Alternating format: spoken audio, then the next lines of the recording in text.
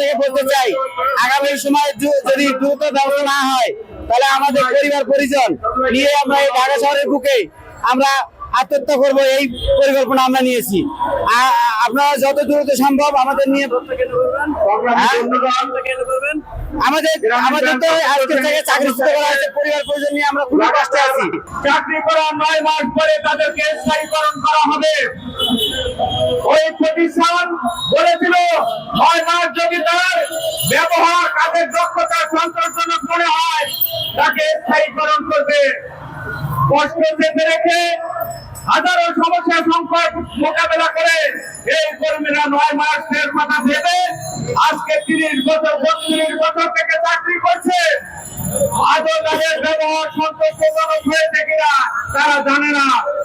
কতদিন লাগবে এই সন্তোষজনক ব্যবহার এই গ্রামের কর্মচারীরা জানে না।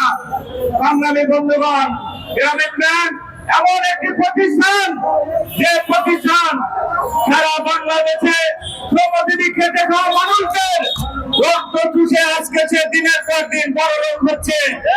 একটার পর একটা প্রতিষ্ঠান তৈরি হচ্ছে, কিন্তু যে মানুষগুলোর রক্তে ঘামে এই প্রতিষ্ঠান তৈরি হচ্ছে তাদের কোনো উন্নতি হচ্ছে না, তাদের কোনো এইখানে তাদের যে লাভ, তাদেরকে বেঁচে থাকার যে ইচ্ছা সেটা পূরণ হচ্ছে না।